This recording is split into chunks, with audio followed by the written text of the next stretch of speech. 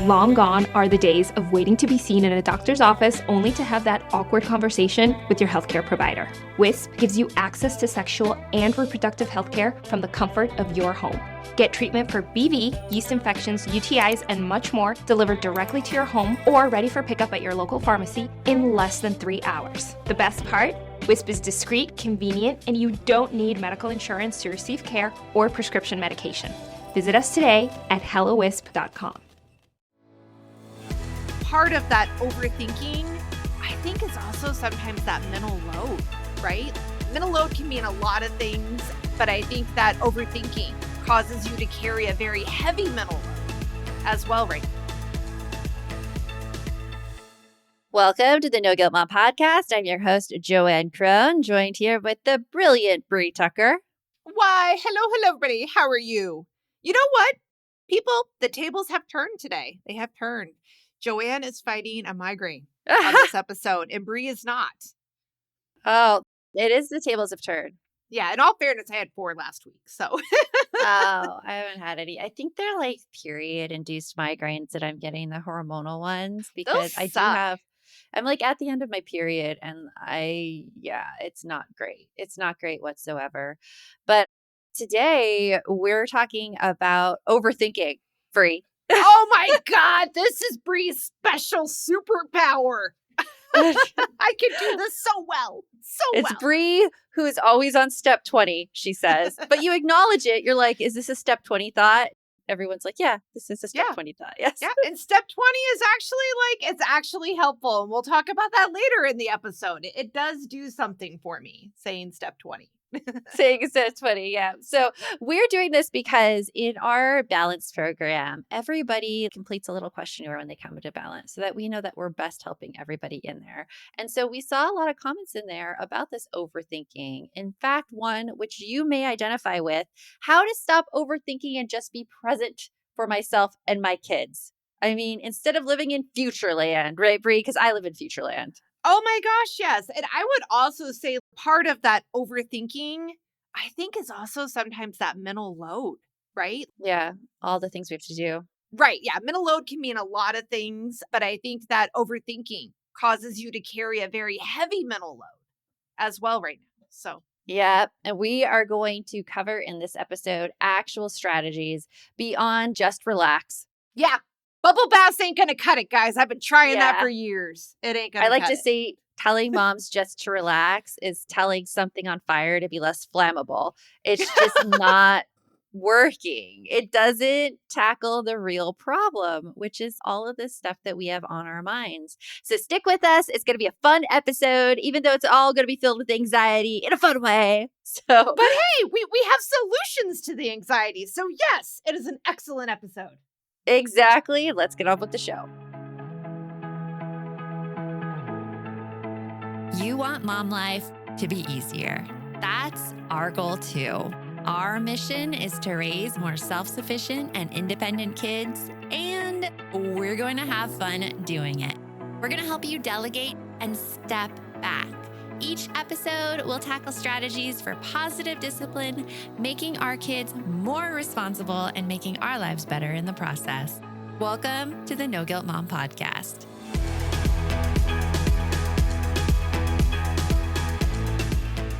So we have this perfect storm. First of all, information overload, breaking news every 10 minutes.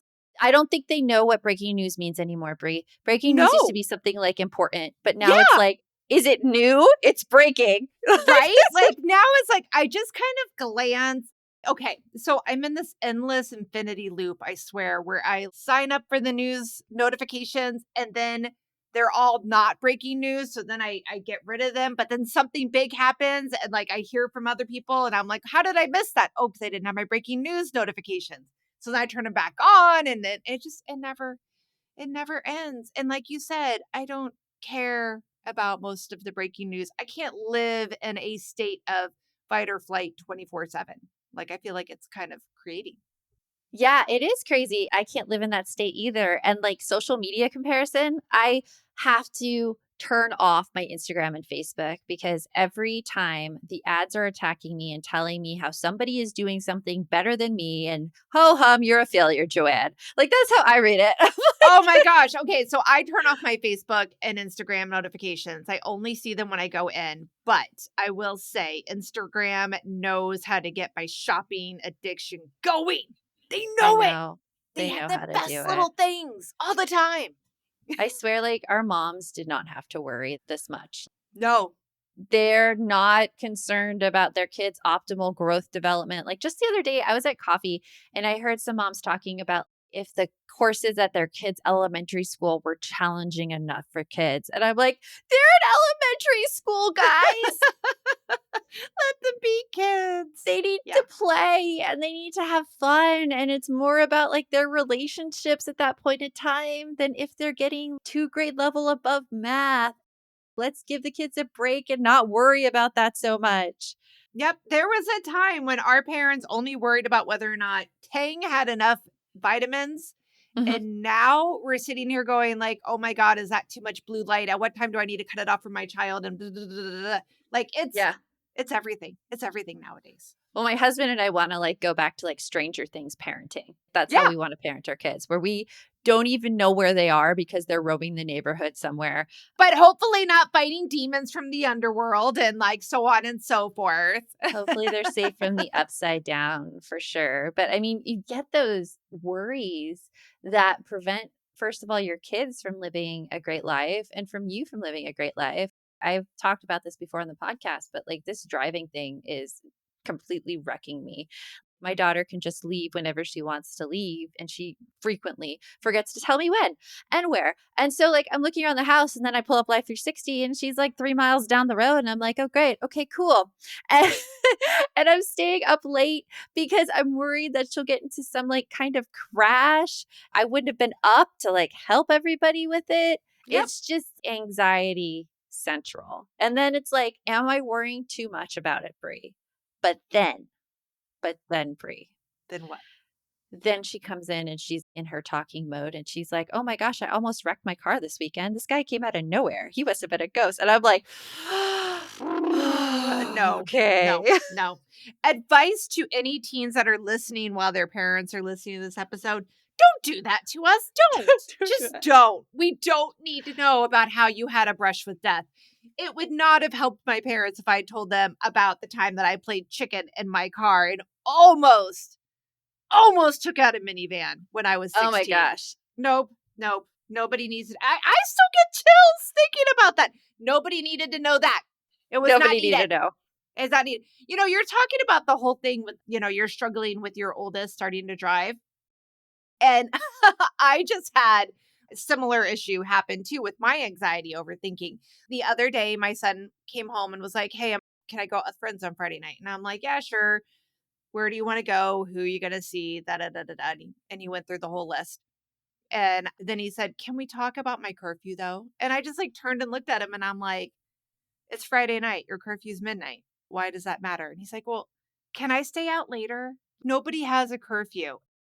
I was like, no, you can't. And then my husband chimes in and it's like, well, he is 18, Brie. And I'm like, whoa, wait a minute. I'm still stuck on the, like, you don't go out past that time. That is a decent time. Midnight is a great time. And then my daughter, my son, and my husband all started ganging up on me. Well, what exactly do you think is going to happen at 11:59 p.m. or 12:01 a.m.? That's not going to happen at 8:25 p.m. And I'm like, Yeah. shit. Okay, I good know. point. Good point. But I was convinced he stays out past midnight, like all hell's going to go loose. Because that's how our brains work. I mean, that's Yeah. how we were taught to think too by our parents parenting and by like the news. It's 10 p.m. Do you know where your children are? Like, I think we talked about this before about the news saying that. Yes. That's I a mean, whole different lifestyle that we're not even fortunate enough to be anywhere near anymore. Yeah, I think it's so unfortunate that they all ganged up on you because you must have felt very alone in that period of time. I felt very, okay, you guys have a valid point, but I'm still scared. Like, that's where I ended the And you know what? He worked out with my husband to have a 1:30 curfew. to Mhm. come back home by. And I ended up being up anyways because I had drinking a Dr. Pepper too late in the afternoon and I couldn't sleep. Caffeine in over 40 sucks. Yeah, I mean, it doesn't help when kids are out that late either. When you think about all the things that we are worried about and all the reactions we've had, I feel bad about it. I feel bad as a mom for having these reactions and for maybe making things too big of deal. But I'm also like, am I really making things too big a deal, or is that just something they tell women to keep them small? So it's a That really is a hard good point. Yes. figuring that out is difficult. So, right after this, we're going to go into the science behind the madness and what your brain is doing when it is overthinking. So, stay tuned.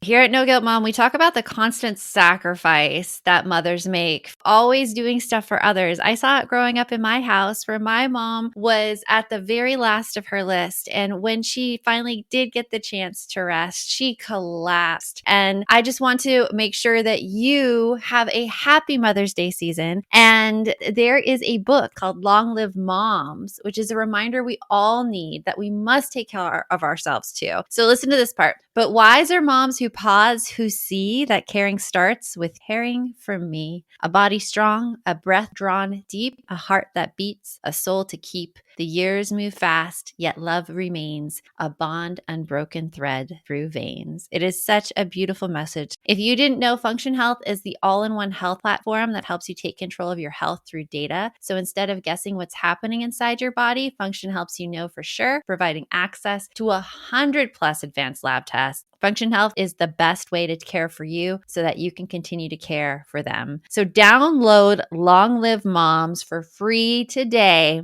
at functionhealth.com/no guilt and learn more about Function Health can help you take better care of you. So get Function Health's Long Live Moms book for free at functionhealth.com/no guilt. That's functionhealth.com/no guilt. USAA knows dynamic duos can save the day, like superheroes and sidekicks, or auto and home insurance. With USAA, you can bundle your auto and home and save up to 10%.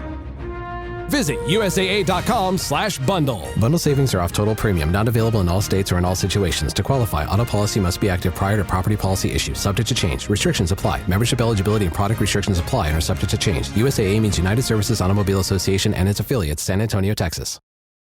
This episode is brought to you by Heyday. Feeling stressed? Take a moment for yourself with Heyday. Stroll through rows of golden wheat, tend to cute barnyard animals, and discover the joys of a digital farm retreat. You don't have to hop in a car or catch a plane. Escape to the farm at the tap of a finger. With Heyday, you're not just tending to a farm, you're tending to yourself. Heyday. Search Heyday, that's Hay space DAY, in your favorite app store. Heyday is a free-to-play mobile game and offers optional in-app purchases and random rewards.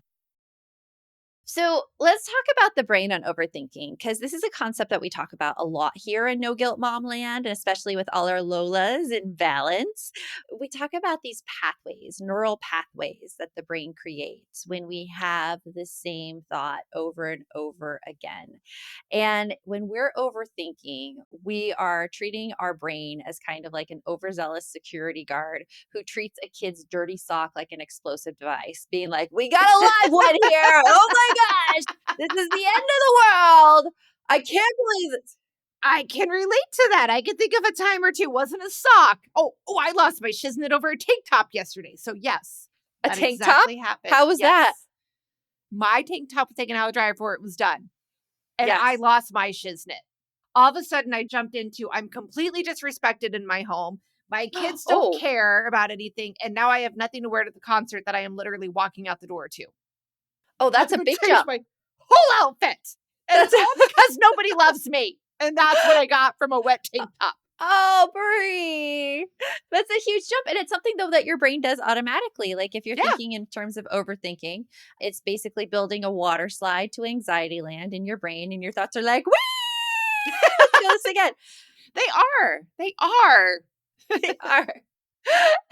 And when you think about the impacts of overthinking on presence, too, You're just basically immediately jump to my family doesn't love me. I can't have Uh-huh. the right outfits, that you might not notice this other wonderful thing that your family has done for you because the brain hops on the anxiety water slide. And I'm guilty of it as well. I'm Yeah. totally guilty of it as well. I will go into my little holes and be like, nobody loves or appreciates me. I compliment everybody else, but nobody says anything. Like, I just take one moment in time, by the way. Like, I'm like in one 30-minute slot. I'm like, everyone's telling me what I did wrong. Ho hum. That's my little overthinking water slide going there. It happens to the best of us. We know that. And it's really taxing. It's really difficult sometimes. It is, but it's also the old advice doesn't work because you hear about this so much where it's like, oh, you're overthinking and you're worrying about all these things and you're not taking advantage or being present in the moment. And somebody could tell me that all day and I'll still be like, yeah, I still can't stop it though. Yeah. So thank you for pointing out another thing that I am doing wrong. I appreciate that. It's just knowing that you shouldn't be overthinking isn't the way to stop overthinking. It's not. If it were that easy, nobody would be on meds. Nobody would be in therapy. We'd all be like, just, ah. No, let's talk about that meds thing though, Okay. because it's Okay. like you could go through, and I went through this thought process too. I'm like, I'm trying to do all the things. It must just be me. I'm trying not to get into the overthinking traps. I know that this is just a neural pathway that my brain has created, and I'm jumping from one thing to another. Mhm. Or I've tried all the calm down strategies, I've tried meditating, and it's just not working. The fault just must be on me. And I was bringing up all of this to my psychiatrist, and she's like, well, what if we could just give you something and you wouldn't have those thoughts anymore? And I'm like, okay, sign me up. Because Yeah. you try so much. And in our society, it's very resistant against drugs right now, especially with the whole, you've heard of the MAHA movement, right? The Make Mhm. America Healthy Again with the devil incarnate. I'm sorry, his not, RFK Jr. It's a joke, guys. It's a joke. It's a joke. It's a joke. It's a joke. Bree's Um, biting her tongue. Keep going. it, but all of this is to say that personally, my anxiety medication has made such a difference in my life. I was able then, once I got on anxiety med, all this stuff that we're talking about here about overthinking and, creating new neural pathways, I was finally able to do it where I had not been successful before. Public service announcement. If you are resistant, just know they've been a wonder of good for me. So I just want to take that stigma away from it. Yeah. We have some overthinking traps and some more tools for you to go use over on our YouTube channel. If you want to DM me at No Guilt Mom, the word anxiety, I can send you a quick link to that. So go and look at that stuff. But I want to get into, Bree, some practices that we can put into place right now that will help us with these anxiety loops. And the first one is curiosity, replacing the judgment with genuine curiosity. Okay, can I just say I love that, and every time I hear about being curious, all I can think about is that scene from Ted Lasso where he's playing darts with Rebecca's ex-husband, and he's like, people been misjudging, people have been judging me my whole life. And think, had you just come in here and been a little curious and been like, "Hey Ted, did you ever play darts before?" I'd be like, "Every Sunday until the day I turned 16." And that always makes me think about that. If we immediately assume we know the situation and we're already judging it up, we're already sizing it up, we're already coming up with the problems and the solutions before we've even asked what's really going on. Yeah, that sets us up for an anxiety overthinking loop because we think we have the facts and we don't have any facts. Even the facts about ourselves, how Mhm. we react that way. Just thinking with curiosity, for example, Brie, like, I wonder why you reacted that way to your tank top from seeing the tank top out of the dryer and then being able to immediately jump to no one respects you. That is a good point. Yeah, I've been on that thought process lately. And every time I bring it up, there's always an answer that does not involve me not being respected. So Yeah. every time I have been incorrect in my assumptions. Yet I keep getting stuck in that loop. And I mean, when I say keep, I mean like in the last 2 weeks. That's been a recurrent theme around my house. So, So something like I have been so interested in lately is this inner child work. And I thought inner child was so woo, like so woo before until I finally realized what it meant. It just means like when we have those anxiety meltdowns, mhm, something is triggering us. And it's probably something that happened to us when we were kids or how we reacted in a situation as a child. And we weren't able to protect ourselves from it. So, like each time we have those really insane reactions, it's our inner child fighting for attention and wanting to be heard. The one thing that I keep going back to and that sends me in anxiety loops is this whole no one appreciates me or the work I do kind of thing. mhm. That I think is very typical for moms, though. I think a lot of moms think that way. Yeah, I would say that's Yeah. like the next door neighbor of my not being respected. They think mom will take care of everything, so I don't need to worry about it. Yeah. Mine, I feel, is more on a personal loop. Like nobody appreciates me as a person, like a kind person. No one sees me as a Oh, kind person. No, but I mean that it's yeah, something that but that that one definitely hurts. Yeah. got me as a kid. And I think when you do the inner child stuff, you're basically asking yourself the question, when was the first time that you can remember feeling this way? No one liked you, no one respected you. And I could feel it. I mean, I thought first when I started this topic with you, I thought I was going to talk about middle school with getting bullied and being excluded, but it was actually when my sister was born. I was Oh, 7 yeah. years old and everybody was saying, "Oh my gosh, she's so cute. Oh my gosh, she's so amazing." And I felt like a little jaded as an older sister. I felt no one cared about me anymore. No one thought I was cute. And my little sister laid on top of the couch, not like on the pillows, but on the upper part where you're supposed to lean against. And she was Mhm. laying there. And I decided I was going to lay there as well, but I was much too big for the space. I did not look nearly as cute as her. But like my parents thought it was so hilarious. They're like, "Oh, look, there's Joanne wanting attention." And I mean, just me saying that hurts me in my soul because I'm like, I have always constantly just wanted attention. Aw. Because I mean, that was the child. That was the inner Yeah. child. So, I mean, if you're listening to this right now and you have a big reaction to something, think back to when you first had a reaction like that. And it's not something to just fix, it's something to let your child be heard. How were they feeling at that time? For me, it was nobody loves me. Everybody loves her. Everybody's paying attention to her. And I'm like worthless. It's basically what my child was saying. Aw, that's hard. But it's important to get those things out to know where they come from and to know that they don't have any bearing in the present right now. Yeah, Yeah. yeah, mine is like and I think that's probably why I'm dealing with the whole respect thing because mine is that my story that I learned this from when I became a certified positive discipline instructor. I only matter when I am helping others be happy.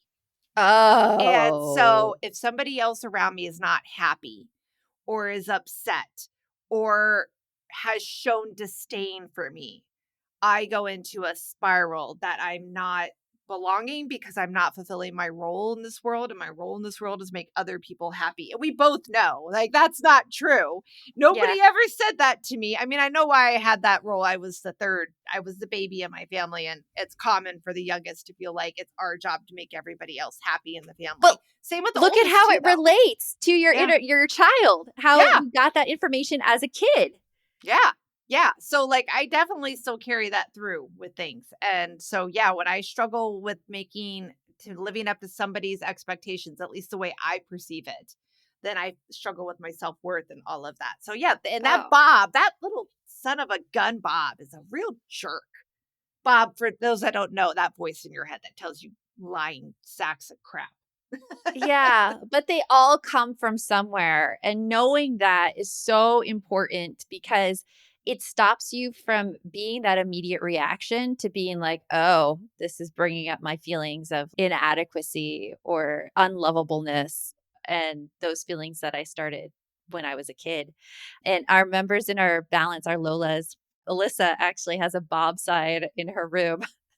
that says beware of Bob, which is just that voice in your head that's telling you all those things. And all it means is that just pay attention to that little voice in your head.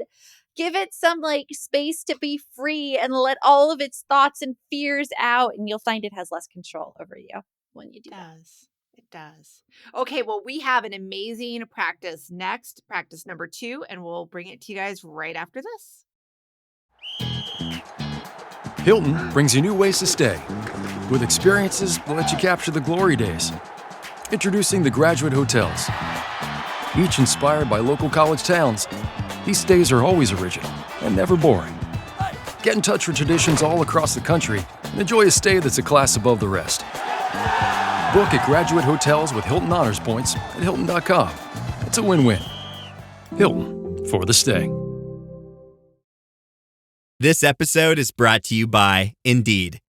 When your computer breaks, you don't wait for it to magically start working again. You fix the problem. So why wait to hire the people your company desperately needs? Use Indeed's sponsored jobs to hire top talent fast.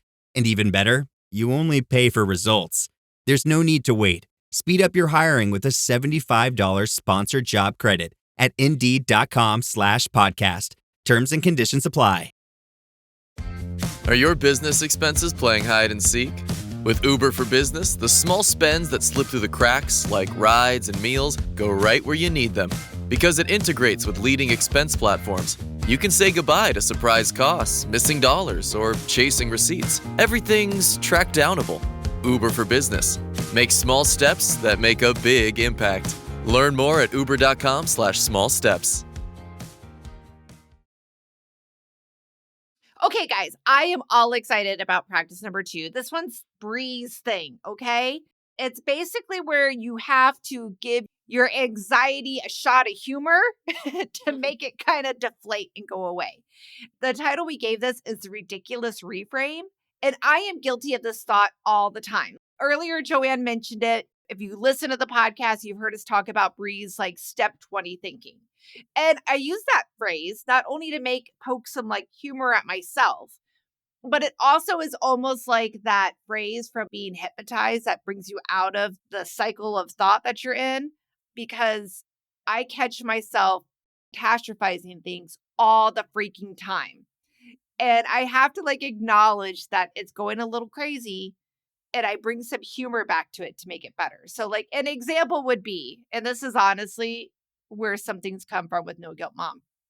If I don't get my son signed up for band, he's never going to develop teamwork skills. He's never going to understand responsibility, which means he'll never be successful in a job, and he's going to get fired from every job he ever has. And then he's going to end up living in my basement. And then I'm going to still be doing his laundry when I'm 97 freaking years old.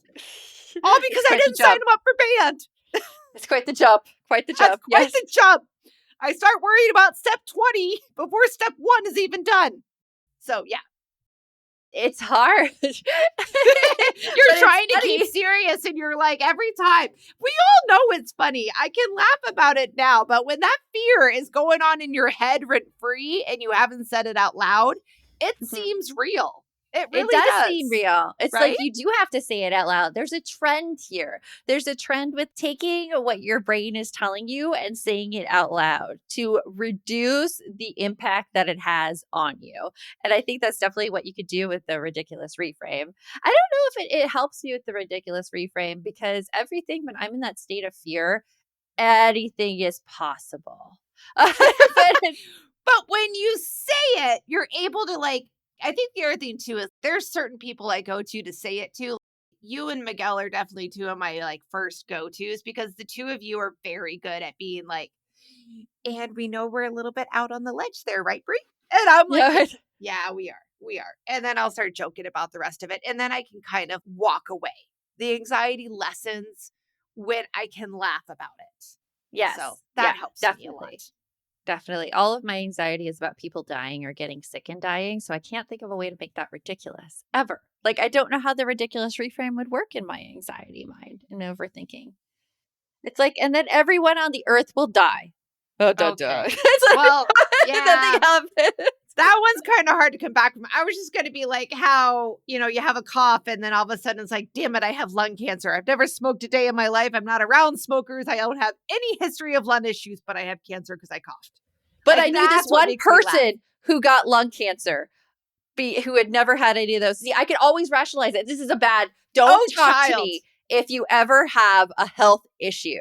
Obviously, no, I could take you down for health issues, but my health issues are always death and cancer, always. Well, I was going to say, oh, child, I have a deep-rooted fear. You want to hear this one? Okay, I have to give audience, you guys are going to love this. Okay, so when I was in my teens, I would occasionally babysit for my mom's coworkers. One of them I absolutely loved. Her name was Faye. And Faye would get headaches. One night, Faye had a really bad headache, ended up having an aneurysm and died. Oh my gosh. Just died in her 30s. It was awful. And it was awful for me because I'm like, I know somebody. I know that family so well because I would babysit for them and everything. And they didn't even find her till the next morning because she was on her way to the bathroom because she thought she was going to throw up. And then she ended up having her aneurysm and falling down right next to the bathtub. And again, because it was the middle of the night. Oh, God bless her. God bless her family. They've all have lived a great life. Yeah. Yes, and healed from this tragedy. But like I told you, I get migraines. When I get really bad migraines in the middle of the night, one of the things about my migraines is I get really hot. Yeah. I will still put on clothing because I am terrified I'm going to drop dead of an aneurysm and I will be found like in my jammies with my butt hanging out or something. I don't know. That's your biggest worry? Yeah. If you guys Yeah. In the middle of the night, a blinding pain. I feel like I'm going to throw up. I may have been throwing up. And then on top of it all, I'm like, damn it, I got to put pants on because if I die here, I don't want them to see my butt when the ambulance comes. That's kind of a funny thing to put a ridiculous reframe on it. Yes. I can laugh about it. And I know it's highly unlikely it would happen to me. I've already lived a longer life than she had, but I still to this day. Oh So my there you gosh. Oh my God. That's a little hard one to inside story again. Breeze.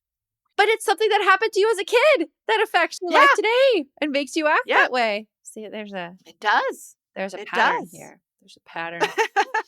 Well, our third practice is writing yourself an actual permission slip for imperfection. And this is just giving yourself a pass, saying that, you know what, this has been a hard day and now's the time to take and rest. For example, Friday. I was very, very stressed out trying to handle a lot of different things work-wise on Friday. Things not working, my brain going everywhere. And you have that feeling of your brain going everywhere. Like there's just so many things that have to tackle at once and you can't focus on any of them. And so it's even worse when you're aware of that, right? Yeah. And I'm like you're like, damn it, just focus on this one thing. But it's like, but this thing's more important. But this thing over here is more like nothing. Exactly. So I was like, okay, I'm going to go to Pilates. And, I just got a new car. My old car was a Tesla and it was operated by my phone. That's all I needed to bring with me to operate my car, my phone. This car has keys. And I was driving out of the garage and I'm like, where's my keys? Like I usually put it right in the middle console and I couldn't find my keys anywhere. And on that afternoon, my son had biked to school specifically so I could go to this Pilates class because the class was during his release and I wouldn't be able to get him. So he had a bike. And so I'm standing there in the middle of the street, almost late for Pilates. And I'm like, I can't find my keys, but I'm going to go anyways. And I'm thinking here that my car has some kind of defect, like it's new and I got the lemon and it's driving without keys and it's able to be stolen. I pull up to Pilates. I'm like, no, there has to be keys in here. And I think I look through every little compartment and no, there's no keys. And so I go into class and I'm worrying about these damn keys the entire hour-long class. And I come back out and I'm afraid my car won't start because I don't have freaking keys, Brie. I have no idea how this is happening. Right. Thankfully, it starts and I drive home and I look again through all of the creases, including the one right between the driver's seat and the console. And of course, there's a little set of keys that fell right there between the driver's seat and the console. I don't even remember taking them off the hook. I don't remember bringing them into the car because of how like screwy my brain was at that time. And after that happened on Friday, I'm like, screw it. The new season of You just came on Netflix. We're not working anymore and just laying down. Like, There you go. obviously, brain can't handle life right now. Yes. And I'm glad you gave yourself the permission slip there, because that's when it's like, okay, screw it. This day is done. You know what? We're going to just call it. The game has been called on account of rain. Life has been called on account of brain fog. And we're done. We're done. Yeah. Oh, I can tell you so many stories about cars not starting when you don't have the key in and what it does, because that's a constant problem with me. I get in my car all the time, go to start it, and it's like, key is unavailable. Beep, beep, beep, I beep. hate those. I hate them so much. I'm just like, oh, Yeah. That's one thing I loved about the Tesla, that it was my phone that was key. One less thing to keep track of. It was great. That's about all I loved about my Tesla. As my husband called it, a refrigerator on wheels. So I don't know. I don't agree with that, but I don't agree with that one either. But I mean, so like the point is that we hold ourselves up to this standard, and sometimes we should just let ourselves go. We have a balance member. Her name starts with the BS as far as I'll go with it. She talks about how she gets headaches a lot. And she gets upset with herself if she can't get things done because the headaches are slowing her down, yet she refuses to slow down to let herself rest during these headaches because she feels life doesn't stop. Still need to be a parent. I still need to get stuff done. And I'm like, girl, sometimes you can write yourself a slip and be like, it's okay. It's okay to acknowledge this is harder right now. Think about the empathy you're teaching your family members, especially your kids, right, towards others when they're struggling. And also, there's all this research that goes into pain being caused by refusing to rest as well. And the emotions that are built up inside your body that we haven't taken care of. I can't even remember the name of the book. It's something Mind Body, but we'll put a link for you in the show notes. It's in our Amazon store. It is in our Amazon store. But I was going to say, like, I also would hate for my kids to feel like they can't stop when they need to stop. Yeah. You're allowed to have let's just call it. This is a bad day and it's done. And we're going to go restart it tomorrow.